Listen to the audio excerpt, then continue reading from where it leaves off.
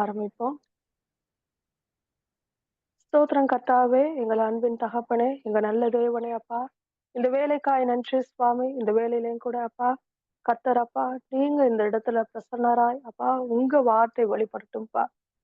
மனுஷ மாமிசத்திலேயோ, பெருமையிலோ வீண் வார்த்தைகள் பேசாதபடி, கர்த்தருக்கு சுத்தமான வார்த்தைகள் மாத்திரம் அப்பா இங்க துணிக்கப்படட்டும் சுவாமி. கேட்கிறவர்களுக்கு இது பிரயோஜனமாயும், ஜீவ ஊற்றாயும், ஜீவனை உயிர்ப்பிக்கிறதாயும் உங்க வார்த்தை மாறட்டும்பா. உங்க வார்த்தை எவ்வளவு வல்லமை மிகுந்தது என்பதை அப்பா நாங்க ஒவ்வொருவரும் ஒவ்வொரு நாளும் உணர்ந்து கொள்கிறோமே சுவாமி.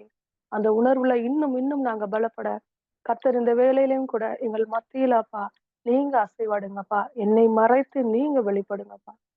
கேட்கிற பிள்ளைகளுக்கு அப்பா இது பிரயோஜனமாய் மாறுகிறதுக்காய் நன்றி. ஆசீர்வதிங்கப்பா, பலப்படுத்துங்கப்பா. மெய்ப்பெரும் ரட்சகருமா இருக்கிற இயேசு கிறிஸ்து மூலம் ஜெபிக்கிறேன் என் ஜீவனுள்ள அருமை பிதாவே. ஆமென். Praise Lord. கர்த்தருடைய நாமம் மகிமைப்படுவதாக. இன்னைக்கு செய்தி வந்து எவ்வளவு தூரம் நான் ப்ரிப்பேர் ஆயிருக்கேன்னா, உண்மையிலே ப்ரிப்பரேஷன்றது வந்து 0 லெவல் தான் சொல்லலாம். ஆனா கர்த்தர் உங்கள் மத்தியில பேசுவார்ன்னு சொல்லி நான் கர்த்தருக்குள்ள விசுவாசிக்கிறேன். இந்த நாள்லயும் கர்த்தர் நம்மளோடு நம்ம கூட பகிர்ந்து கொள்ள எனக்கு குடுத்த அ காரியம் என்னன்னா, வசனத்தின் வல்லமையும், முக்கியத்துவமும். வசனம் எவ்வளவாய் நம்மளுக்கு ரொம்ப ரொம்ப நம்ம வாழ்க்கையில முக்கியம். அதுவும் ஒரு இந்த 12 மாதம் கடந்து போகும்போது, அந்த 12வது மாதத்துல இருக்கிற நமக்கு அது எவ்வளவாய் தேவைப்படுகிறது என்பத கர்த்தர் இந்த நாள்லயும் கூட நம்மளோடு பேசுகிறான்னு சொல்லி நான் கர்த்தருக்குள்ள விசுவாசிக்கிறேன். ஆ முடிஞ்ச அளவு ஏசாயா 40ஆம் அதிகாரத்தையும், மார்க் 5ஆம் அதிகாரத்தையும் யாராவது எடுத்து நீங்க வாசிக்கிறதுன்னா வாசிங்க.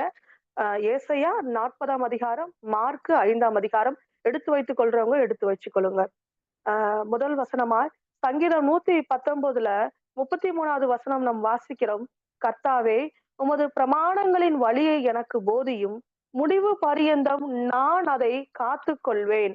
கர்த்தாவே, உமது பிரமாணங்களின் வழியை எனக்கு போதியும், முடிவு பரியந்தம் அதை நான் காத்துக் கொள்வேன். நம்மளுடைய வாழ்க்கையில கர்த்தருடைய வசனம் நம்மளை எப்படியாய் நடத்துதுன்னா, நம்மளுடைய முடிவு பரியந்தம், நம்மளுடைய மரணம் வரைக்கும் அது நம்மளுடைய இந்த உலகத்துல நாம் வாழ்கிற, நாம் ஜீவிக்கிற இந்த உலகத்துல இந்த நாளையாயிற்றும், நேத்தையா இருக்கலாம், நாளைய தினமா இருக்கலாம். நாம் கடக்கணும்னா நம்மளுக்கு கர்த்தருடைய வார்த்தை வந்து மிக மிக மிக மிக முக்கியமா இருக்கு.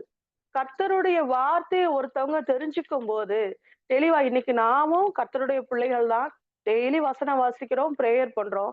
இருந்தாலும் கர்த்தருடைய சத்தியமான வார்த்தையின் வல்லமையை நாம் அறிந்து கொள்ளும் போது, அதை பிடிச்சுக்கிட்டு நம்ம நடக்கும்போது, நம்மளுடைய வாழ்க்கையின் இறுதி கட்டம் வரைக்கும் அது நம்ம வாழ்க்கைக்கு வந்து நம்மளை பலப்படுத்தி நடத்துகிறதா. கிட்டத்தட்ட சொல்லப்போனா ஒரு கைடன்ஸ் இருக்கு. ஒரு டீச்சரோட கைடன்ஸ்ல, ஒரு பெரியவங்களுடைய கைடன்ஸ்ல நம்ம நடக்கும்போது எப்பவுமே இடறி போக மாட்டோம்.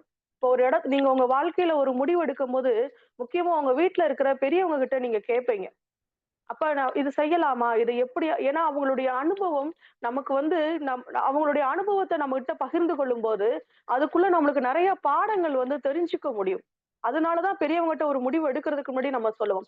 அந்தபடியாய் கர்த்தர் நம்முடைய வாழ்க்கையில அவர் சொல்கிற வார்த்தைகள் ஆகிய வசனங்கள், நம் வாழ்க்கையில நமக்கு நிறைய இடங்கள்ல தவறி நம்ம போகாதபடி, விழுந்து போகாதபடி, கர்த்தர் அவருடைய வார்த்தையின் மூலமாய் நம்மை வழிநடத்துகிற தேவனாய் இருக்கிறார். இன்னைக்கு நம்ம ஆராதிக்கிற கர்த்தர் எவ்வளவு வல்லமை மிகுந்தவர் என்பத ஏசாயா அவருடைய இந்த தீர்க்கதரிசன புஸ்தகத்துல அநேக இடங்கள்ல குறிப்பிடப்பட்டிருக்கிறத நம்ம பார்க்கிறோம். அதுலயும் முக்கியமா ஏசாயா 40ஆம் அதிகாரத்துல அவர் எப்படிப்பட்டவர் என்பத நாம் உணர்ந்து கொள்ள கர்த்தர் செய்கிறார். ஏசாயா 40ஆம் அதிகாரம் 8வது வசனம் வாசிக்க விருப்பம் இருக்கிறவங்க ஏசாயா 40ஆம் அதிகாரம் 8வது வசனம் வாசிக்கலாம். நமது தேவனுடைய வசனமோ என்றென்றைக்கும் நிற்கும் என்பதையே சொல் என்று உரைத்தது. புல் உலர்ந்து பூ உதிரும், அந்த பூ போலதான் நாம். புல் உலர்ந்து பூ உதிர்வதை போலதான் நாம். ஆனா கர்த்தருடைய வசனமோ என்றென்றைக்கும் என்றென்றைக்கும் அது நிலைத்து நிற்கிறதா இருக்கிறத நம்ம பார்க்கிறோம். இன்னைக்கு என்கிட்ட பேசின ஒரு வசனம், என்னைய வழிநடத்தின ஒரு வசனம், என்னுடைய பிள்ளையையும் அவங்களுடைய பிள்ளைகளையும் சொல்லி தலைமுறை தலைமுறையாக நடத்துகிறதாய் அந்த வசனம் வல்லமையாய் செயல்படுகிறத பார்க்கிறோம். இன்னைக்கு கர்த்தர் வந்து எவ்வளவு வல்லமையான தேவன் என்பதை அறிந்த நாமும் கூட எத்தனையோ இடத்துல, எவ்வளவோ நேரத்துல நம்ம உடைஞ்சு போனவங்களா, நம்ம வந்து ஒன்றுமில்லாதவர்களாய், ஒருவேளை ஆசீர்வதிக்கப்படாதவர்களாய், விடாய்த்த ஆத்துமாவாய் நாம் இருக்கிறத பார்க்கிறோம். நீங்க இந்த 40வது அதிகாரத்த தயவு கூர்ந்து உங்களுடைய வீடுகள்ல தெளிவாய், பொறுமையாய் வாசிங்க. கர்த்தர் எவ்வளவு பெரியவர் என்பத அதுல வாசிக்க முடியும். அதே 40ஆம் அதிகாரம் 12, 13 வசனங்கள வாசிங்களேன். தண்ணீர்களை ஏசாயா 40 தமது கைப்பிடியால் அளந்து வானங்களை ஜானளவாய் பிரமாணித்து பூமியின் மண்ணை மரக்காலில் அடக்கி பர்வதங்களை துலாக்கோலாலும் மலைகளை தராசாலும் நிறுத்தவர் யார்? கர்த்தருடைய ஆவியை அளவிட்டு அவருக்கு ஆலோசனைக்காரனாயிருந்து அவருக்கு போதித்தவன் யார்? தண்ணீரை தமது கைப்புடியில் அளக்கிற தேவனா அவர். அப்பா எவ்வளவு வல்லமையானவர் நம்ம அப்பா. யோசிச்சு பாருங்க, இன்னைக்கு உலகத்துல இருக்கிற நம்மளுடைய இந்த உலகத்தில் பெற்ற தகப்பன் ஒரு எனக்கு வந்து எங்க அப்பாவை குறிச்சு எனக்கு ரொம்ப வந்து பெருமையா இருக்கும். நான் சொல்ல மாட்டேன், எங்க அப்பா ஒரு போன்லயே வந்து எல்லாத்தையும் பேசிடுவாரு. எங்க அப்பா போன்லயே வந்து எல்லாத்தையும் பேசி முடிச்சார். இந்த உலக பிரகாரமான ஒரு தகப்பனுக்கு ஒரு அதிகாரம் இருக்கும்போது அதை எண்ணி மெச்சிக்கொள்ளு. உங்க இடத்துல வந்து உங்க அப்பாவை பத்தி யாராவது குறை சொன்னா நீங்க அதை ஏத்துக்குவீங்களா? ஏத்துக்க மாட்டோம்ல. நம்ம யாருமே ஏத்துக்க மாட்டோம். எங்க அப்பா பத்தி உனக்கு என்ன தெரியும்? எங்க அப்பா எப்படின்னு தெரியுமா? எங்க அப்பா என்னை எப்படி வளர்த்தாருன்னு தெரியுமா? என்னை எப்படி போஷித்தாருன்னு தெரியுமா? என்னையும் எங்க அக்காவையோ, இல்ல என்னையும் என்னோட சகோதரியோ, இல்ல என்னுடைய குடும்பத்தையோ எங்க அப்பா எப்படி வழி நடத்தினாரு தெரியுமா? அப்படின்னு சொல்லி நம்மளுடைய உலக பிரகமான தகப்பனை நாம் எவ்வளவாய் புகழ்ந்து பேசுகிறோம். யோசிச்சு பாருங்க. ஏசப்பாவை யோசிச்சு பாருங்க. அவர் எவ்வளவு வல்லமையானவர். தண்ணீரை கைப்பிடியில் நம்ம கடல்ல எல்லாம் போய் நின்னு பார்த்தா அது கண்ணுக்கு நம்ம கண் தாண்டியும் அது கடல் விரிந்ததா இருக்குது. அதை அவர் கைப்பிடியில வானத்தின் ஆமா ஆமா ஆமா அவர் எப்படியாய் அப்பா எப்படியாய் வல்லமை மிகுந்த தேவனாய் அவரு பர்வதங்களை கோல அளக்கிறவராய் இருக்கிறார்தான். கர்த்தருடைய ஆவி அவ்வளவு பெரிது. அவருக்கு ஆலோசனை சொல்கிறவர் யாருன்னு தான் வேதத்துல கேட்கிறோங்க. அப்படி இருக்கும்போது நம்மளுடைய ஜெபம் எப்படியா நம்மளாம் ஜெபிக்கிறோம்? இன்னைக்கும் கூட உங்களுடைய ஜெபம் இந்த வருஷத்துல இந்த 2024ல நிறைய காரியங்களை குறித்ததான ஜெபத்தை நீங்க கொஞ்சம் சிந்தித்து யோசிச்சு பாருங்களேன். நம்ம எப்படி எல்லா இடத்துலயும் இப்ப என்னிடத்திலும் இருக்கிற பிரச்சனையும் கூட அதுவாதான் இருந்துச்சு ஆரம்ப நாட்கள்ல. இப்ப வந்து கர்த்தருடைய கிருபையினால அந்தபடியாய் இல்ல. எப்பவுமே ஏசப்பாக்கு ஆலோசனை சொல்லுகிற பிள்ளைகளாக நாம் இருக்கிறோம். அப்பாதான் ஆலோசனை சொல்லணும். நம்ம வந்து அப்பாவுக்கு ஆலோசனை கூட என்னுடைய வாழ்க்கையிலப்பா இந்த காரியத்துல இந்தபடியான தீர்வை எனக்கு கொடுங்க, இந்த நாள்ல இதுக்கான ரிசல்ட்டை இப்படியாய் கொடுங்க, எனக்கு இந்த தேவையை இன்னைக்கு இந்த விதமாய் சந்திங்க. நான்லாம் என்னுடைய கடனை வந்து எப்படியெல்லாம் கர்த்தர் வந்து தீர்க்கணும்ன்றத நான் அப்பாவுக்கு ஒரு பிளானே போட்டு நான் கொடுத்துவேன். இந்த பணம் வந்துருச்சுனாப்பா, இந்த காசு வந்துருச்சுனாப்பா, இதை வச்சு இதை கொடுத்துட்டா அப்ப அது சரியாயிரும்ல, அப்ப இந்த இது சமாளிச்சிடலாம்ல அப்படின்னு திட்டம் வகுத்து கொடுக்கிறவளாய் நான் இருந்தேன். ஆனா அந்த திட்டம் ஒன்றுமே இல்லாதபடி தவிடுபடியானதை என் வாழ்க்கையில நான் பார்த்தேன்.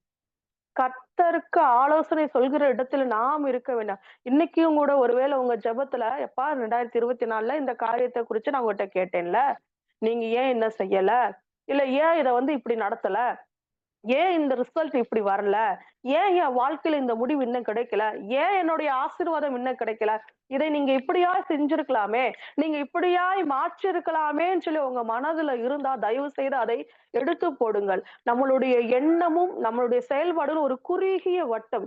ரொம்ப ரொம்ப குறுகிய, நம்ம சொல்லுவோம்ல மனுஷன் குறுகிய எண்ணம் உடையவனாய். நாம் கர்த்தர் நம்மளுடைய அப்பா எவ்வளவு பெரியவர் என்பதை உணராம நம்மளுடைய எண்ணங்கள் குறுகுனதா இருக்கிறனாலதான் நம் வார்த்தைகள் கூட குறுகுனதாய் கர்த்தருக்கு அவருக்கு ஆலோசனை சொல்லலாம். நாம் யார்?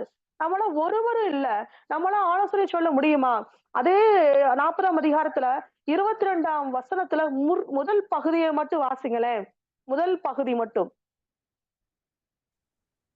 இவர் நானே பூமி வாசிக்கிறேன். அவர் உடைய பூமி உருண்டையின் மேல் வீற்றிருக்கிறவர், அதன் குடிகள் அவர் பூமி அவ்வளவு போதுங்கக்கா. அவர் பூமியின் உருண்டை மேல் வீற்றிருக்கிறவர். வானம் அவரது சிங்காசனம், பூமி அவருடைய பாதப்படின்னு வாசிக்கிறோம். இதெல்லாம் நீங்க சாதாரணமா வாசிச்சுட்டு கடந்து போற வசனங்கள் நினைச்சீங்கன்னா அது நம்மளுடைய பெரிய தவறு. கர்த்தர் அவ்வளவு வல்லமை மிகு தேவன் என்பதை நம் வாழ்க்கையில மறந்து போயிடக்கூடாது.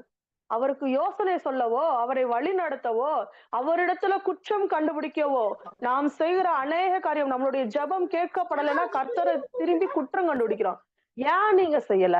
நீங்க எதுக்கு செய்யல? உங்களால முடியாதா? கேட்கிற வார்த்தையில எவ்வளவு ஞானம் வேண்டும் என்பது. மனம் பதறி பேசாதீங்கன்னு வேதத்துல சொல்றாங்க. நம்ம எத்தனை முறை நம்மளுடைய சுயநலத்துக்காக மனம் பதறி கத்துறது.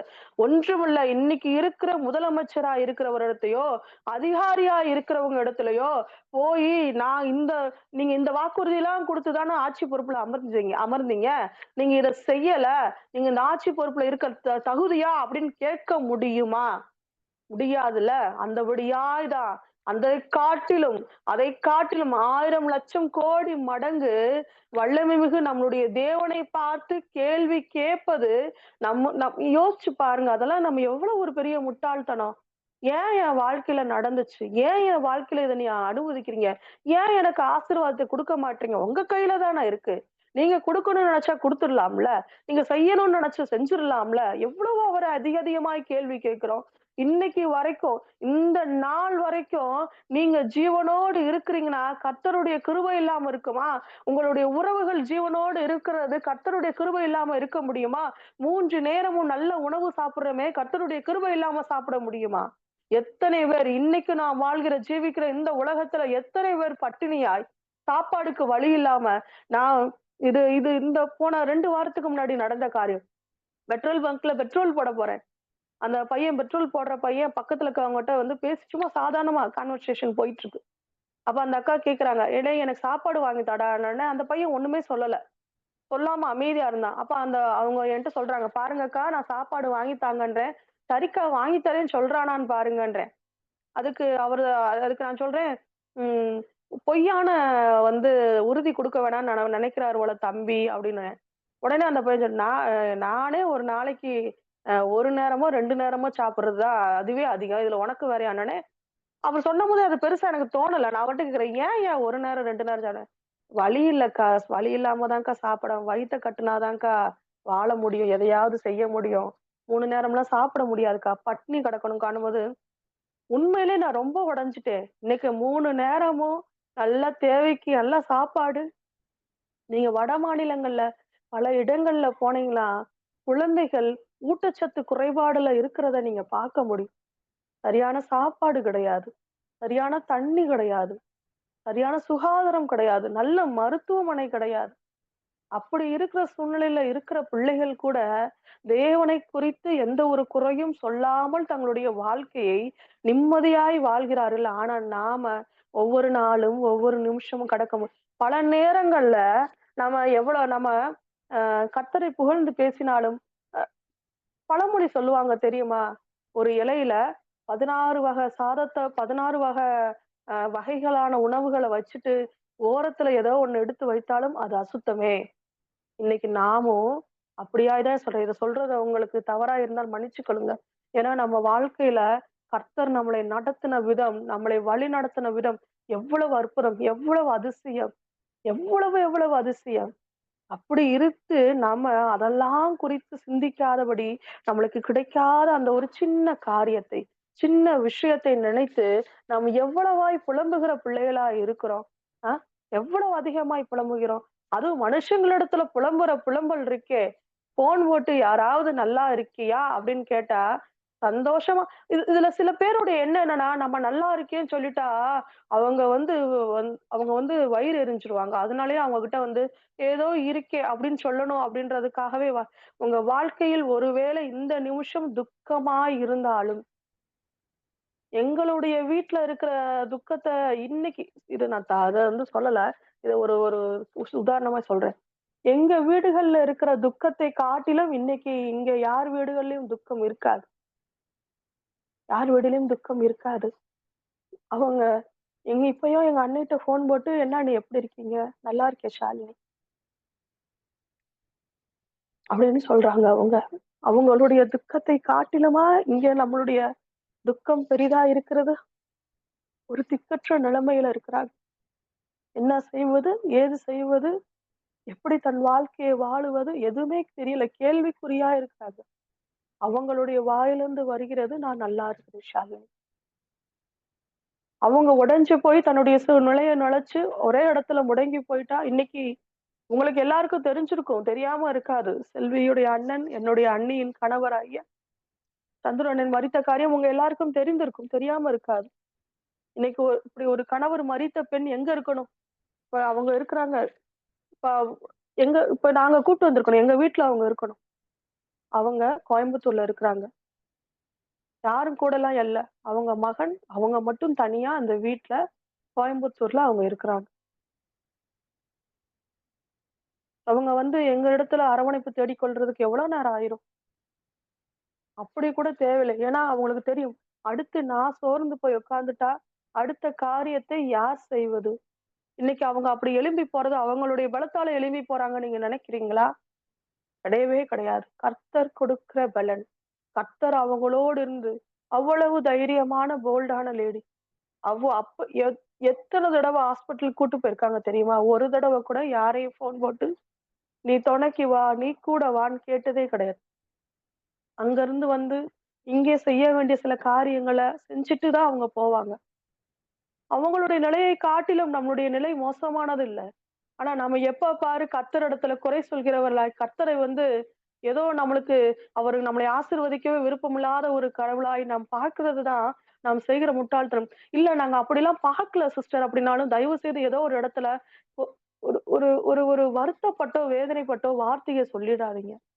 இன்னைக்கு கோவமா பேசுறத காட்டிலும் வருத்தப்பட்டு ஒரு வார்த்தை சொன்னா அது வலி ஜாஸ்தியா ஏற்படுத்தும். இன்னைக்கு கர்த்தரையும் அந்த விதமா நீங்க வலி ஏற்படுத்துகிறவர்களா இருக்கிறீங்க. இதே ஆஹ் எஸ்ஐயா 40ல 7:15 நம்ம வாசிக்கிறோம். கர்த்தரின் ஆவி அதன் மேல் ஊதும் போது புல் உலர்ந்து பூ உதிரும். ஜனமே அந்த புல். 15வது வசனம். இதோ ஜாதிகள் ஏற்ற சாலில் தொங்கும் துளி போலவும் தராசிலே படியும் தூசி போலவும் எண்ணப்படுகிறார்கள். இதோ தீவுகளை ஒரு அணுவை போல் தூக்குகிறார். ஜனங்கள் எவ்வளவு அவருடைய தராசுல இருக்க தூசி போலதான் நம்மளாம். நம்மளெல்லாம் பெருமை பாராட்டி கொள்ளவோ, நம்மெல்லாம் நம்மளை பேசிக்கொள்றதுக்கு ஒண்ணுமே இல்ல. அவருடைய தராசுல ஒட்டி இருக்கிற தூசி, தராசுல இருக்க பொருள் கூட இல்ல. அதுல ஒட்டி இருக்க ஒரு தூசி தான் நம்மளா நம்மை பெருமை பாராட்டி கொள்கிறதுக்கு ஒண்ணுமே இல்ல. இன்னைக்கு மனுஷ இடத்துல போய் நம்ம ஆதரவு தேடுகிறவர்களா, உதவி தேடுகிறவர்களா நிக்கிறோம். மனுஷனுடைய உதவி எம்மாத்திரம் நீங்க நினைக்கிறீங்க? மனுஷனுடைய உதவியோ, மனுஷனுடைய ஆறுதலோ, இல்ல அவன் கண்கள்ல கிடைக்கிற அந்த தயவோ எம்மாத்திரம் நினைக்கிறீங்க? இதே ஏசாயா 40, 20, 24ல 23, 24ல வாசிக்கிறோம். அவர் பிரபுக்களை மாயையாக்கி பூமியின் நியாயாதிபதிகளை அவாந்தரமாக்கிறார். அவர்கள் திரும்ப நாட்டப்படுகிறதும் இல்லை, விதைக்கப்படுவதும் இல்லை. அவர்களுடைய அடிமரம் திரும்ப பூமியிலே வேர் பிடிப்பதும் இல்லை. அப்படி வேர் பிடிக்காத, நிலை நிற்காத மனுஷங்கள் இடத்துல போய் புலம்புறத முதலாவது நிறுத்துங்க. புலம்புகிறத நிறுத்துங்க. ஒருவேளை இந்த மனுஷன் நம்மளுக்கு ஏதாவது செஞ்சிருவான், இவன் எனக்கு ஏதாவது ஹெல்ப் பண்ணிருவான், இவன் கிட்ட பேசினா இவன் ஏதாவது செஞ்சிருவான்னு நினைச்சு மனுஷனிடத்துல உங்க காரியங்களை நீங்க சொல்கிறத நிறுத்துங்க. மனுஷனுடைய வார்த்தையில ஒரு பிரயோஜனமோ ஒரு வல்லமையோ ஒன்றுமே கிடையாது. நீங்க மனுஷங்களை தேடுகிறதை நிறுத்தும் போதுதான், மனுஷனுடைய வாயிலிருந்து வருகிற வார்த்தையின் ஆறுதலை தேடுகிறதை நிறுத்தும் போதுதான் நம்மளுக்கு நன்மையை கர்த்தர் கொடுக்கிறார் என்பதை நீங்க முதலாவது உணர்ந்து கொள்ள முடியும். ஒருவேளை உங்களுடைய வாழ்க்கையில ஏதாவது ஒரு இன்னைக்கும் இந்த 2024ல கூட உங்களுடைய ஜெபத்துல அநேக காரியங்கள் கேட்டு இப்ப வரைக்கும் அது நடக்காதபடி தடைபட்டு இருக்கலாம்.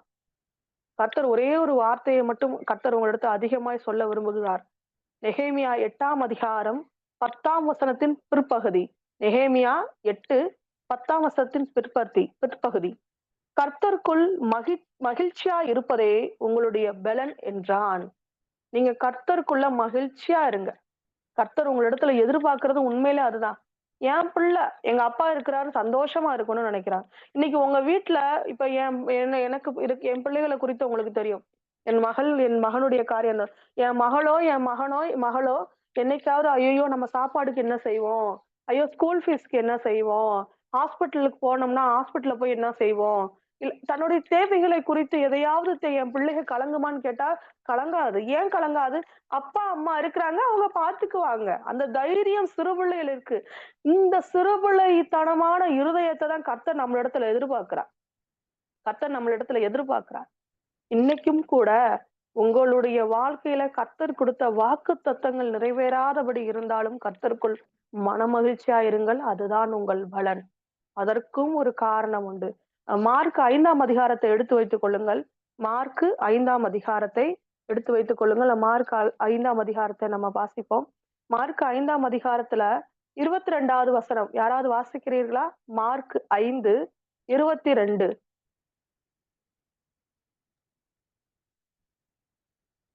அப்பொழுது அப்பொழுது ஜெபாலய ஜெபாலய தலைவரில் ஒருவனாகிய யவீரு என்பவன் வந்து அவரை கண்டவுடனே அவர் பாதத்திலே விழுந்து, வாசிட்டுமா 23வது சிஸ்டர்? வசனத்தை வாசிங்க. என் 23வது வசனத்தை குமாரத்தி வாசிங்க sister. மரண அவஸ்தைப்படுகிறாள். அவள் ஆரோக்கியம் அடையும்படிக்கு நீர் வந்து அவள் மேல் உமது கைகளை வையும், அப்பொழுது பிழைப்பாள் என்று அவரை மிகவும் வேண்டிக் கொண்டான். இங்க இங்க வாசிக்கிறோம்.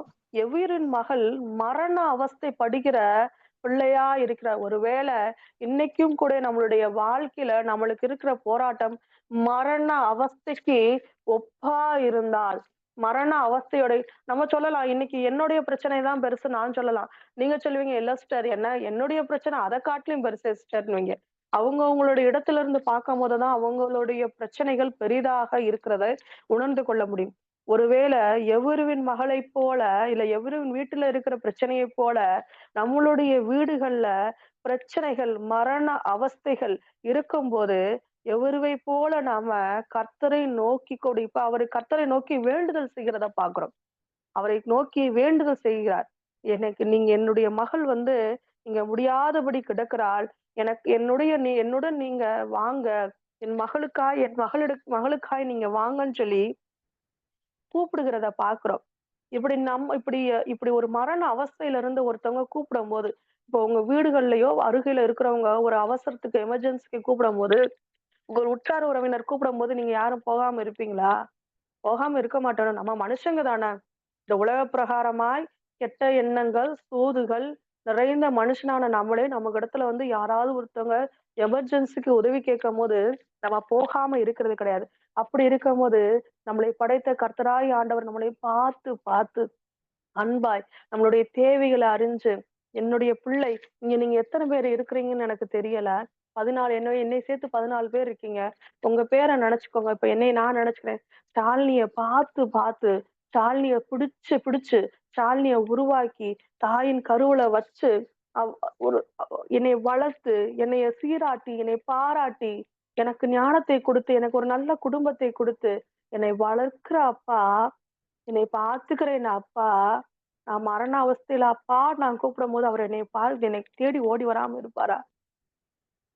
இன்னைக்கும் உங்களுடைய காரியத்துல நீங்க ஜெபித்த இந்த 2024 இல்ல ரொம்ப வருஷமா ஜெபித்த காரியம் நடக்காம இருக்குன்னா நீங்க கூப்பிடுறீங்க. நீங்க கூப்பிடும்போது அவர் ஓடி வராம இருப்பாரா? அதே அடுத்த 24 வசனத்துல வாசிக்கிறோம். அவர் அவனோடு கூட போனார். நீங்க கூப்பிடும்போது அவர் உங்க கூடயே வந்துடுறாரு. ஏங்க இந்த உலகத்தை படைச்சு இந்த உலகத்தை வந்து உலகத்துல இருக்கிற எல்லா ஜனங்களையும் வழி நடத்துகிறவர், ஆளுகிறவர், எல்லாத்தையும் விட்டுட்டு என் மக கூப்பிட்டுருச்சுன்னு இந்த அறையில நின்னு நான் ஜெபிச்சேனா இந்த அறையில எங்க அப்பா என்கிட்ட வருவாருன்னா யோசிச்சு பாருங்க. நம்மளாம் எம்மாத்திரம், நம்மளாம் என்ன பெரிய செய்துகிட்டதுக்கு கர்த்தருடைய பிள்ளையாய் நம்ம வாழ்கிறதுக்கு நம்ம என்ன ஏதோ பிரயாசப்பட்டு நீங்களா வாழ்றோம்னு நம்மளாம் நினைச்சுக்கிட்டு இருக்கோமா? அவருடைய கிருபை அவருடைய அன்பு இல்லைன்னா நம்மளோட கர்த்தருடைய பிள்ளையாய் வாழ முடியாது. இன்னைக்கு இந்தியால எத்தனை கோடி ஜனங்கள் இருக்காங்க. அவங்களுக்கு கிடைக்காத அந்த அன்பு, அவங்களுக்கு கிடைக்காத இந்தபடியான ஆசீர்வாதம் அவங்களுக்கு கிடைக்காத இந்த நிச்சயம் இன்னைக்கு நம்மளுக்கு கிடைக்குதுன்னா நம்ம எவ்வளவு அருமையான பிள்ளைகள். இந்த எவ்விருவின் மகளுடைய காரியத்தை தான் இன்னைக்கு உங்களிடத்துல கர்த்தர் சொல்ல நினைக்கிற காரியம். எவ்விருவின் மகளுடைய காரியத்தை நீங்க சாதாரணமா வாசிக்கும் போது நானும் இந்த காரியத்தை இந்த விஷயங்களை வாசிக்கும் போது நான் நார்மலா தான் வாசித்து கடந்து இதை போயிருக்கிறேன். ஆனா கர்த்தர் இதுக்குள்ள ஒரு காரியத்தை எனக்கு வெளிப்படுத்தினார். அதை உங்களிடத்துல நான் பகிர்ந்து கொள்ள விரும்புகிறேன். இதுல மார்க் 5:35 நம்ம வாசிக்கிறோம். மார்க் 5:35 அவர் வாசிக்கிறீங்களா? இப்படி பேசிக்கொண்டிருக்கையில் ஜெப ஆலய தலைவனுடைய வீட்டிலிருந்து சிலர் வந்து, உம்முடைய குமாரத்தி மரித்து போனால் இனி ஏன் போதகரை வருத்தப்படுத்துகிறீர் என்றார்கள். இங்க வாசிக்கிறோம், குழந்தை மரிச்சே போயிருச்சு, நீங்க போதகரை வருத்தப்படுத்தாதீங்க, வேதனைப்படுத்தாதீங்கன்னு சொல்லி சொல்கிற ஜனங்கள் ஆட்களுடைய சத்தத்தை கேட்கிறோம். இன்னைக்கும் கூட நம்மளுடைய சூழ்நிலையில நம்ம பார்க்கும்போது சரி முடிஞ்சு போச்சு, இனி கிடையாது, இனி நடக்காது, அவ்வளவுதான், நடக்கவே நடக்காது அப்படின்னு சோர்ந்து போய் துக்கித்து உங்களுடைய வாழ்க்கையில ஒரு காரியம் இருக்குன்னா இப்பயும் கர்த்தர் சொல்றாரு. அடுத்து 36வது வசனத்தை வாசிங்களேன் சிஸ்டர். அவர்கள் சொன்ன வார்த்தையை இயேசு கேட்ட உடனே ஜெபாலய தலைவனை நோக்கி, பயப்படாதே, விசுவாசம் உள்ளவனாயிரு என்று சொல்லி பேதுருவை இப்பயும் கர்த்தர் போதும் சிஸ்டர். இப்பயும் கர்த்தர் நல்லா கேட்டுக்கோங்க. ஒருத்தவங்க அவங்க சொல்றாங்க, உன்னுடைய மகள் மரித்துட்டா அப்படின்னு சொல்றாங்க. அவரு வந்தவங்களிடத்துல எதையுமே கேட்காம விசாரிக்காம நேரா ஜெபாலய தலைவனை நோக்கி அவர் சொன்ன ஒரே ஒரு வார்த்தை, பயப்படாதே, விசுவாசம் உள்ளவனாயிரு அப்படின்னு சொல்கிற காரியத்தை பார்க்கிறோம். ஏன்னா நம்மளுடைய விசுவாசம் குறையும் போதுதான் நம் வாழ்க்கையில நாம் அநேக காரியங்களை இழந்து போகிறதா இருக்கிறோம். 1 சாமுவேல், நானே வாசிக்கிறேன் இந்த அதிகாரத்தை. 1 சாமுவேல் 13:19 வசனத்தை எபிரேயர் பட்டயங்களாகிலும் ஈட்டிகளையாகிலும் உண்டு பண்ணாதபடி பார்த்து கொள்ள வேண்டும் என்று பெலிஸ்தியர் சொல்லியிருந்தபடியால், இந்த இடத்துல எபிரேயர நீங்கள் என்ன உங்க பேரை வச்சுக்கோங்க. பெலிஸ்தியர் பிசாசுன்னு வச்சுக்கோங்க. நம்ம பட்டயத்தையும் ஈட்டியும் துதியையும் ஜெபத்தையும் செய்யக்கூடாதபடி பிசாசு பார்த்து கொள்கிறான். ஒரு கஷ்டம், ஒரு கவலை, ஒரு துன்பத்தை கொடுக்கும் போது நீங்க சோர்ந்து போயிருவீங்க, நீங்க ஜெபிக்க மாட்டீங்க, நீங்க கர்த்தரை துதிக்க மாட்டீங்கன்னு என்பதை உணர்ந்து நீங்க அதெல்லாம் செய்யக்கூடாதபடி பிசாசானவன் உங்களை பார்த்து கொள்கிறதை நீங்க மறந்து விடாதீங்க. பார்த்து கொள்கிறதை நீங்க மறந்து விடாதீங்க. எவ்வளவு பெரிய துன்பம் வந்தாலும், எவ்வளவு பெரிய இன்னல் வந்தாலும், கர்த்தருக்கு எது சித்தமோ அதுதான் நம் வாழ்க்கையில நடக்கிறது. இன்னைக்கு நீங்க நினைக்கிறதுதான் சரின்றத உங்க வாழ்க்கையில எப்படி தீர்மானிக்கிறோம்? நம்ம இப்ப என்னையும் சேர்த்து சொல்றேன். நீங்கன்னு சொல்றது கட்டல நம்ம எப்படி நம்ம எடுத்த முடிவுதான் சரின்னு சொல்லி நம்ம எப்படி தீர்மானிக்கிறோம்? ஏன்னா நம்ம புத்திக்கு தெரிஞ்சது இதுதான் கரெக்ட், இந்த வழிதான் எனக்கு கரெக்ட், இந்த வழிதான் எனக்கு நிரந்தரம், இந்த வழியில போனாதான் நான் நல்லா இருப்பேன், இந்த வழியில போனாதான் நான் நிம்மதியா இருப்பேன், சமாதானமா இருப்பேன்னு நம்மளே ஒரு வழியை தேர்ந்தெடுத்து அந்த வழிக்குள்ள போகணும்ன்ற முயற்சியை நம்ம எடுக்கிறோம். அது ஒருவேளை கர்த்தருக்கு சித்தமானதா அந்த வழியில அவர் நம்மை கண்டிப்பாய் தடைகள் இருந்தாலும் அந்த தடைகளை தகர்த்து கோணலானவைகளை செவ்வையாக்கி அந்த பாதையில கர்த்தர் நடத்த செய்வார். ஒருவேளை அது கர்த்தருக்கு சித்தம் இல்லாமலையோ இல்ல அது இந்த காலமா இல்லாம இருக்கிற பட்சத்துல இன்னைக்கு நம்ம இந்த வேத பகுதியில வாசிக்கும் போது அவர் மகள் ஜெபாலய தலைவனுடைய மகள் மரண அவஸ்தைப்பட்டு கொண்டிருக்கிறாள் அப்படின்னு சொல்லி அவர் கடந்து வர்றதுக்கு கொஞ்சம் நேரங்கள் ஆகிறத நம்ம பாக்குறோம். கர்த்தரை சுற்றி காரியங்கள் நடக்கிறத நம்ம பாக்குறோம். அப்ப அவரு இந்த அதிகாரத்துல அவர் வர்றதுக்கு கொஞ்சம் கால தாமதம். அந்த கால தாமதம் நம்ம என்ன நினைக்கிறோம்னா லேட் ஆயிடுச்சு அப்படின்னு நம்ம நினைக்கிறோம். அந்த லேட் கிடையாது. அந்த ப்ராசஸ்ல இப்ப அந்த பொண்ணு ஒருவேளை மரணத்துல சாகாதபடி உயிருக்கு போராடி இருந்தா அந்த பொண்ணை எழுப்பி அந்த பொண்ணுக்கு கர்த்தர் சுகம் கொடுத்திருந்தா அவர் சுகம் கொடுத்தாருன்னு தான் வாசிச்சிருப்போம். மரணித்த ஒரு பெண்ணை மரண கட்டிலிருந்து விடுதலையாக்கி அவளை உயிர்ப்பித்து இருக்கிறார் கர்த்தர். நாம அது இந்த காரியத்தை காட்டிலும் இந்த விஷயம் எவ்வளவு பெரிய வல்லமையான ஒரு காரியம். யோசிச்சு பாருங்க. கர்த்தர் ஒருவேளை உங்களுடைய வாழ்க்கையில காலதாமதம் ஏன் குடுக்குறாருன்னு தெரிஞ்சுக்கணுமா? ஒண்ணும் பெரிய விஷயமே கிடையாது. கர்த்தர் இந்த காரியத்த தான் உங்களிடத்துல சொல்ல கர்த்தர் என்னையும் ஏவினார். அதே மார்க் 5ல ஆ 25, 26, 27 அந்த 3 வசனங்களை வாசிங்க சிஸ்டர். அப்பொழுது 12 வருஷமாய் பெரும்பாடுள்ள ஒரு ஸ்திரீ அநேக வைத்தியர்களால் மிகவும் வருத்தப்பட்டு தனக்கு உண்டானவைகளை எல்லாம் செலவழித்தும் சற்றாகிலும் குணமடையாமல் அதிக வருத்தப்படும் பொழுது இயேசுவை குறித்து கேள்விப்பட்டு, நான் அவருடைய வஸ்திரங்களையாகிலும் தொட்டால் சொஸ்தமாவேன் என்று சொல்லி ஜனக்கூட்டத்துக்குள்ளே அவருக்கு பின்னாக வந்து அவருடைய வஸ்திரத்தை தொட்டாள். போதும் சிஸ்டர். நம்ம நம்மளுடைய வாழ்க்கையில நம்ம ஜெபிச்ச உடனே இந்த காரியம் நடந்திருக்கணும்னு சொல்லி நம்ம நிறைய விஷயங்களை யோசிக்கிறோம். அது நடக்காததற்கு காரணம் தொடர்ந்து அந்த காரியத்திற்காக நம்ம ஜெபிக்க ஆரம்பிக்கிறோமா? இன்னைக்கு என்னுடைய காரியம் வந்து நான் உங்களுக்கு எல்லாருக்குமே தெரிஞ்சதுதான். என்னுடைய பிசினஸ்க்காக நான் அதிகமாய் நான் கர்த்தரிடத்துல என்னுடைய கணவருடைய பிசினஸ்க்காக நான் ஜெபித்துக் கொண்டு இருக்கிறேன். நான் நினைச்சுக்கிட்டு இருக்கேன் எனக்கும் கர்த்தர் இததான் உணர்த்தினார். நான் நினைச்சுக்கிட்டு இருக்கேன், என்னடா இத்தனை வருஷம் ஜெபிக்கிறேன், இந்த வருஷமாவது நடந்துரும் பார்த்தேன். ஆனா இந்த வருஷமும் நடக்காம இப்படியே இழுத்துக்கிட்டே போகுதுன்னு நான் நினைச்சிட்டு இருக்கும்போது, எனக்கு இதுக்கான விடை தேவைப்பட்டது. அ கா கால தாமதம் தெரியும். அது ஏற்ற நேரத்துல, ஏற்ற நாட்கள்ல கர்த்தர் குடுப்பாருன்னு தெரியும்.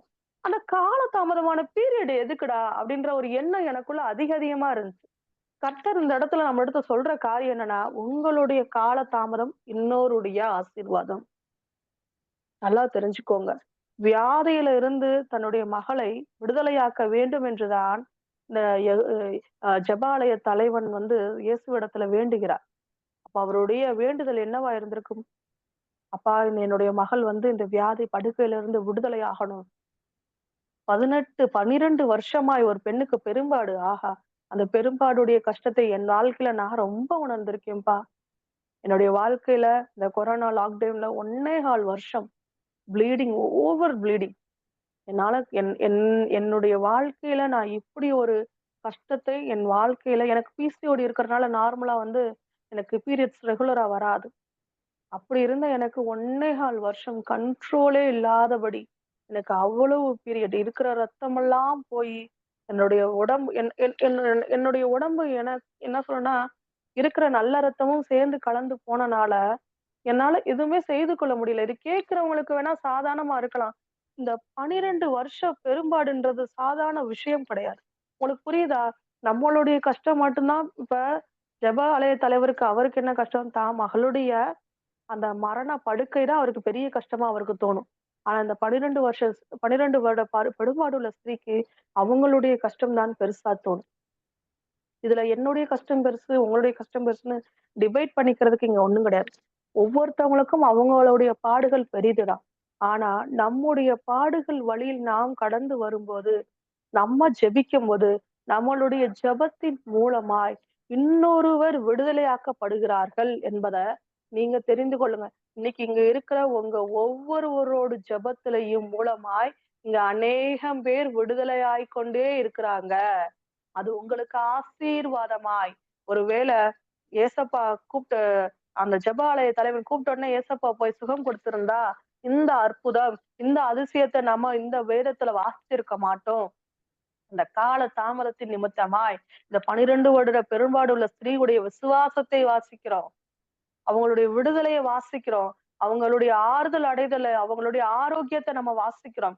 அதன் மூலமா இன்னைக்கு எத்தனை பேர் என்னைய போல பெரும்பாடு உள்ள ஸ்திரீகளா இருந்த எத்தனை பேர் கர்த்தரிடத்துல பலப்பட்டிருப்பாங்க. அப்ப அவங்க ஒருத்தவங்களுடைய ஜெபம் எனக்கும் கர்த்தர் தரிசனத்துல காட்டியிருக்கார். நம்மளுடைய ஜெபம் நம்ம இங்க ஜெபிக்கிற ஜெபம் உலகத்துல எந்த மூலையில நம்ம டாக்டர் சிஸ்டர் சொல்லுவாங்க பாத்தீங்களா? அந்த ஊர்ல ஒருத்தவங்க ஜெபிக்கிறாங்க. அவங்க இப்படி விடுதலை ஆகுறாங்க. இதெல்லாம் கேட்கறதுக்கு தெரியாதவங்க கேட்கும்போது பைத்தியக்காரத்தனமா இருக்கும். இவங்க இங்க இருந்து ஜெபிச்சா அங்க இருக்கிறவங்களுக்கு அது எப்படிங்க? எங்கேயோ இருக்கிற பிள்ளையா? யாருன்னே தெரியாத பிள்ளையா? அப்படிலாம் சொல்லுவாங்க. நீங்க ஜெபிக்கிற ஜெபத்தின் நிமித்தமாய் இங்க உலகத்துல ஒரு மூலையில ஒரு குடும்பம் விடுதலையாக்கப்படுது. ஒரு குழந்தை விடுதலையாக்கப்படுகிறது. ஒரு ஆத்துமா ரட்சிக்கப்படுகிறது. உங்களுடைய கால தாமதம் என்பது உங்களுக்கு ஆசீர்வாதமாய் கர்த்தர் மாற்றிக் கொண்டிருக்கிறார்.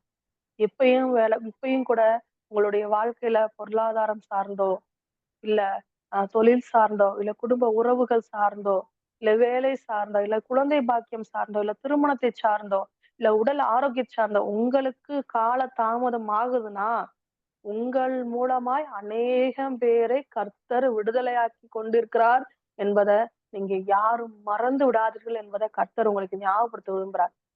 உங்களுடைய கால தாமதத்தை எண்ணி நீங்க பயந்து போயிராதீங்கன்றதுக்காக தான் பயப்படாதே விசுவாசம் உள்ளவனாய் இருன்னு சொல்லி கர்த்தர் உங்களிடத்துல சொல்றாரு. இப்பயும் அவரை சொல்ல விரும்புறது என்னன்னா, பயப்படாதே விசுவாசம் உள்ளவளாய் இரு. நீ ஜெபத்தில எவைகளை கேட்டையோ அதை பெற்றுக் கொள்வாய். நம்ம கர்த்தருடைய நாமத்தினால் அவரிடத்துல கேட்ட எல்லாவற்றையும் நாம் பெற்றுக்கொள்ள போகிறோம். அதனால தொடர்ந்து பிசாசானவன் உங்கள் துதியையோ உங்கள் ஜெபத்தையோ தடுத்து நிறுத்தாதபடி நீங்கள் கர்த்தருக்குள்ள பலன் கொண்டு ஜெபிக்க ஆரம்பியுங்கள். உங்களுடைய ஜெபம் உங்களுடைய ஜெபம் ஒருத்தரை விடுதலை ஆக்குகிறதை நீங்க உணர்ந்து கொள்ளுங்க. அதே அதிகாரத்துல 30ஆம் வசனத்துல இயேசுவானவர் சொல்கிறத பார்க்கிறோம். உடனே இயேசு உடனே தம்மிடத்துல இருந்து இயேசு வல்லமை ம். வாசிங்க sister. உடனே இயேசு தம்மிலிருந்து வல்லமை புறப்பட்டதை தமக்குள் அறிந்து ஜனக்கூட்டத்துக்குள்ளே திரும்பி, என் வஸ்திரங்களை தொட்டது யார் என்று கேட்டார். ஏசப்பா கேட்கிற காரியத்தை கவனிச்சு பாக்குறீங்களா? என்னிடத்துல இருந்து வல்லமை புறப்பட்டு போனது. கர்த்தரிடத்துல ஜெபாலய தலைவனாவது உதவி கேட்டான். உதவி கேட்டு அவரை கூட்டு போனான். ஆனா இந்த பெண் கர்த்தரிடத்துல உதவி கேட்க முடியாதபடி ஒரு இடத்துல இருக்கும்போது அவருடைய வஸ்திரத்தின் ஓரத்தை தொட்டதுனால அந்த வஸ்திரத்தின் ஓரமாய் உங்களுடைய ஜெபம் இருக்கு. உங்க ஜெபம் வல்லமையாய் கர்த்தரிடத்துல இருந்து புறப்பட்டு போய் அவர்களை விடுதலை ஆக்குகிறதா இருக்கு. அவர்களை விடுதலை ஆக்குகிறதா இருக்கு. அப்படி இருக்கும்போது உங்களுடைய ஜெபம் நிறுத்தப்படலாமா? உங்களுடைய நம்பிக்கை நிறுத்தப்படலாமா? உங்க துதி நிறுத்தப்படலாமா? சிந்தித்து பாருங்க. நம்ம மாத்திரம் ஆசீர்வாதத்தை பெற்றுக்கொள்வது உலக பிரகாரமான ஜனங்கள் தான் மட்டும் சந்தோஷமா இருந்தா போதும்னு நினைப்பாங்க. ஆனா கர்த்தருடைய பிள்ளைகள் தன்னை தாண்டி தன்னை சுற்றி இருக்கிறவர்கள், தனக்காய் இருக்கிறவர்கள், தான் பார்க்கிற ஜனங்கள் எல்லோரும் சந்தோஷமா இருக்கணும்னு ஜெபிக்கிற பிள்ளைகளால் கர்த்தருடைய பிள்ளைகளாய் நாம் இருக்கிறோம். இந்த பகுதியில நம்ம வாசிக்கும் போது ஆஹ் அடுத்து ஜெபாலய தலைவன் இடத்துல வீட்டுக்கு போற அந்த 37வது வசனத்துல வாசிங்க சிஸ்டர். பேதுருவையும் யாக்கோபையும் யாக்கோபின் சகோதரன் யோவானையும் தவிர வேறு ஒருவரும் தம்மோடே வருகிறதற்கு இடங்கொடாமல் ஜெப ஆலய தலைவனுடைய வீட்டிலே சந்தடியையும் மிகவும் அழுது புலம்புகிறவரையும் கண்டு உள்ளே பிரவேசித்து, நீங்கள் சந்தடி பண்ணி அழுகிறதென்ன? பிள்ளை மரிக்கவில்லை, நித்திரையாய் இருக்கிறாள் என்றார். ஒரு நிமிஷம் சிஸ்டர். இதுல நம்ம வாசிக்கிறோம் பேதுருவையும் யாக்கோபின் சகோதரனான யோவானையும் தவிர வேறு ஒருவரையும் தம்மிடத்தில் வர அவர் இடம் கொடுக்கவில்லை. இருந்த 12 சிஷ்யர்கள்ல ஏன் இவர்களை மட்டும் அவர் அழைத்து கொண்டு போகிறார் என்பதுக்கு நிறைய ஊழியக்காரர்கள், நிறைய நம்மளுடைய செய்தி குழுல இருக்கிற நிறைய சகோதரிகள் நிறைய காரியங்கள் சொன்னாலும் எனக்கு கர்த்தர் வெளிப்படுத்தினதை நான் நினைக்கிறது என்னன்னா, இவங்கதான் இதற்கான சரியான ஆட்கள் என்பதை கர்த்தர் தேர்ந்தெடுத்திருக்கிறார் நான் விசுவாசிக்கிறேன். இவர்களோடு சேர்ந்து ஜெபிக்கும் போது இந்தபடியான இவங்களோடு நம்ம இருக்கும் போதுதான் இந்த காரியம் நன்மையாய் நடக்கும், இல்ல இந்த காரியம் சரியாய் முடியும் என்பதை கர்த்தர் சிந்தித்து அவருக்குள்ள ஒரு காரியம் ஒரு காரியத்தை யோசிக்கிறார்னா அதுக்குள்ள அநேக அர்த்தம் இருக்கும். இன்னைக்கு உங்களிடத்துல ஒரு குறிப்பிட்ட காரியத்திற்காய் உங்களிடத்துல ஜெபிக்க கர்த்தர் அதிகமா ஏவுகிறார்னா, இல்ல உங்களுடைய வாழ்க்கையில ஒரு காரியத்தின் நிமித்தமாய் நீங்க கர்த்தரை அநேக காலங்களாய் அவரிடத்துல ஜெபித்து கொண்டு இருக்கிறீங்கன்னா அதுக்கு காரணம் இல்லாமல் இல்ல. உங்களுடைய ஜெபம் தான் கேட்கப்படும். உங்களிடத்துல இருந்து வருகிற அந்த ஜெபம் வல்லமையா இருக்கும். அந்த வல்லமை நிமித்தமாய் அநேகம் பேர் விடுதலையாக்கப்படுவாங்க என்பதற்காக தான் உங்க கையில அந்த காரியத்தை கர்த்தர் கொடுத்திருக்கிறார். அந்த பேதுரு நீங்கதான், அந்த யாக்கோபு நீங்கதான், அந்த யோவான் நீங்கதான். அப்படி உங்க மீது கர்த்தர் மித்த யாரையுமே கூட்டு போல. 12 டிசிஷன்ல மித்த யாரையுமே அவர் கூட்டு போலையே. இவங்க 3 பேரை மட்டும் கூட்டு போறதுக்கு ரீசன் என்னன்னா, அவங்க அதற்காய் பிரயாசத்தோடு, அவங்க அதற்காய் விசுவாசத்தோடு, நம்பிக்கையோடு, இந்த காரியத்துல தன்னோடு இருந்து ஜெபிப்பார்கள் அப்படின்னு. விசுவாசம் இல்லாமல் தேவனை தரிசிப்பது கூடாத காரியம். விசுவாசத்தோடு இருந்தா மாத்திரம்தான் கர்த்தரை நம்ம தரிசிக்க முடியும். அப்ப விசுவாசம் உள்ளவர்களாய் இருக்கிற உங்களிடத்துல மாத்திரம்தான் கர்த்தர் இந்த ஜெபத்தை சொல்கிறவர். நம்ம அதிலேயே வாசிக்கிறோம்னா, நம்பிக்கை இல்லாம புள்ள செத்து போச்சு அழுதுட்டு இருக்கவங்கள வெளியே அனுப்பிடுறாரு அவரு. நீங்க வெளியே போங்க, நம்பிக்கை இல்லாத ஜனங்களே வெளியே போங்கன்றார்.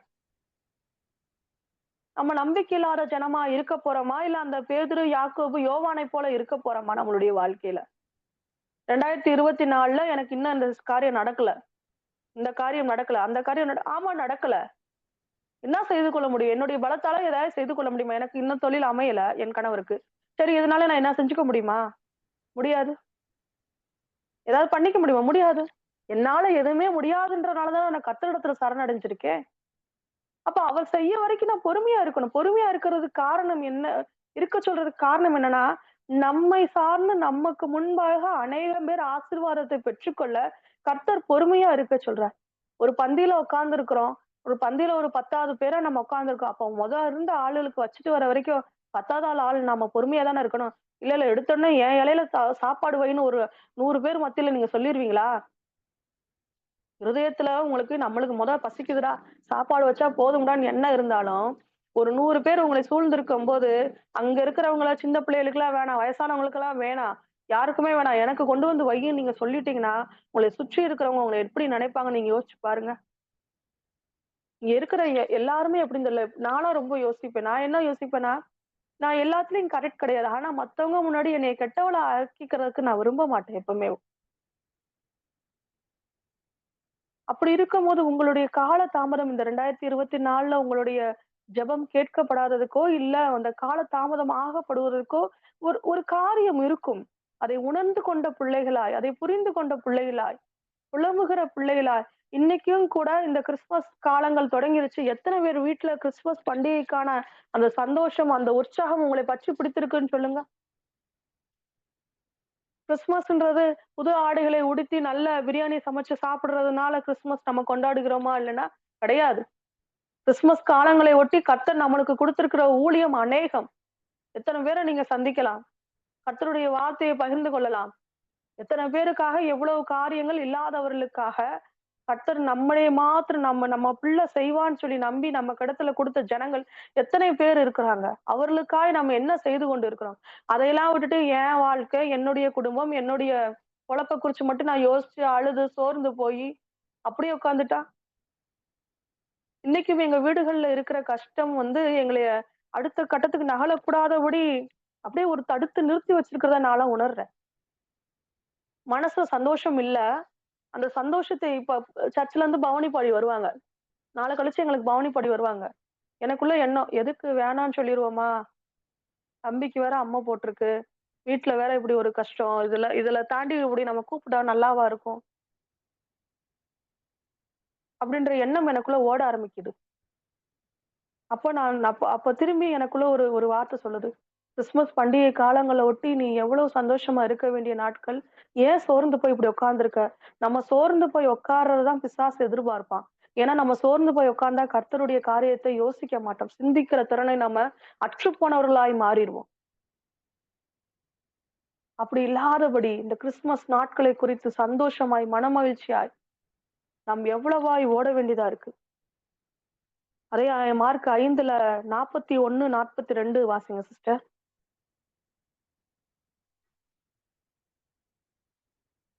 41, 42 நான் வாசிக்கிறேன்.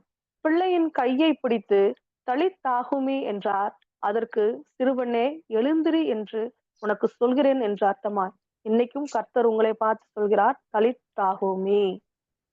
என் மகளே, என் அன்பு மகளே, நீ எந்திரி அப்படின்னு கர்த்தர் சொல்கிறார். அதை எதிலிருந்து எழும்ப வேண்டும் என்பதை நீங்க உணர்ந்து கொள்ளுங்க. உங்க வாழ்க்கையில எந்த இடத்துல நீங்க முடங்கி போய் கிடக்குறீங்களோ, எந்த இடத்துல நீங்க அப்படியே அடுத்து என்னன்னு தெரியல, இந்த வருஷமும் நான் இதுல இதுல வெற்றி பெறல, இந்த வருஷமும் எனக்கு இந்த நன்மை கிடைக்கலன்னு எந்த இடத்துல நீங்க அமர்ந்திருக்கிறீங்களோ, அந்த இடத்துல இருந்து எழுந்திரின்னு கர்த்தர் உங்களை சொல்கிறார். அந்த பெண் எழும்பும்போது அந்த 42வது வசனத்துல வாசிக்கிறோம். உடனே சிறுபெண் எழுந்து உடனே சிறுபெண் நடந்தாள். எழுந்து நடந்தாள். அவள் 12 வயதுள்ளவளாய் இருந்தாள். அவர்கள் மிகுந்த ஆச்சரியப்பட்டு பிரமித்தார்கள். எனக்கு இதுல ஒரு சின்ன ஒரு காரியம். அது அது வந்து பெருசு இல்ல. ஆனா சொல்றேன். இந்த பொண்ணுக்கு 12 வயது. அந்த ஸ்திரீ 12 வருட பெரும்பாடு உள்ள ஸ்திரீ. ஒரு சின்ன கனெக்ஷன். ஒரு சின்ன கனெக்ஷன். இன்னைக்கும் கர்த்தர் உங்களை எழும்பி நடன்னு சொல்றதுக்கு காரணம், உங்கள் உங்கள் மூலமாய் அநேகம் பேரை ஆசீர்வதிக்கிறதுக்காக, உங்கள் மூலமாய் அநேகம் பேரை கட்டுவதற்காக, உங்கள் மூலமாய் அநேக குடும்பங்கள் சமாதானத்தை பெறுவதற்காக, கர்த்தர் உங்களை எழுந்து நட மகளே, விசுவாசம் உள்ளவளா இரு மகளே, பயப்படாதே மகளே அப்படின்னு சொல்லி கர்த்தர் சொல்கிறதை பார்க்கிறோம். இந்த காரியம் நடக்கும்போது அவர்கள் சுத்தி இருந்த ஜனங்கள்லாம் ஆச்சரியப்படுகிற காரியத்தை பார்க்கிறோம். ஆச்சரியப்படுகிறார். இன்னைக்கு ஒருவேளை உங்களுடைய வாழ்க்கையில கர்த்தருடைய அற்புதம் நடக்கும்போது, கர்த்தர் செய்ய நினைச்ச அந்த அதிசயம் நடக்கும்போது, உங்களை சுற்றி இருக்கிற ஜனங்கள், உங்களை சுற்றி இருக்கிற கண்கள் அதை கண்டு ஆச்சரியப்படும் என்பதை நீங்கள் மறந்து விடாதீர்கள். இன்னைக்கு நம்ம வாசித்த வேத பகுதியில கூட அந்த வசனம் ஆஹ் ஏசாயா 32ல நம்ம வாசிக்கும் போது கூட அந்த பகுதியை நான் தான் வாசித்தேன். 32:9 சுக சுக ஜீவிகளாகிய ஸ்திரீகளே எழுந்திரித்து என் வார்த்தையை கேளுங்கள். இன்னைக்கு நம் ஸ்திரீகளாகிய நாம் கர்த்தருடைய வார்த்தையை கேட்கப்படும்போது, ஸ்திரீகள் வந்து எவ்வளவு பலம் வாய்ந்தவர்கள்னா அவர்கள் மூலமாய் குடும்பம் கட்டப்படுகிறது. குடும்பம்னா கணவர், பிள்ளைகள் கட்டப்படுறாங்க. பிள்ளைகள் நிமித்தம் இன்னும் கொஞ்சம் ஆட்கள் கட்டப்படுவாங்க. கணவரின் நிமித்தம் இன்னும் கொஞ்சம் நம்ம ஒரு குடும்பத்தை கட்டுகிறோம் என்பது சாதாரண விஷயம் கிடையாது.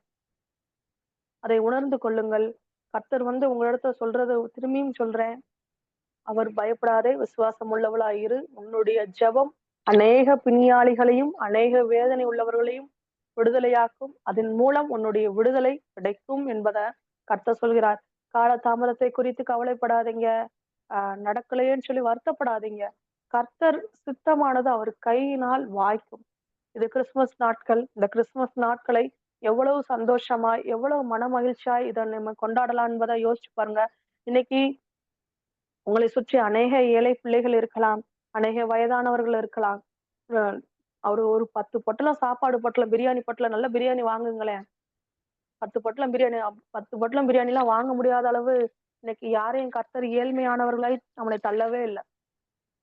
வாங்குங்க, நல்லா வாங்கி கொடுங்க.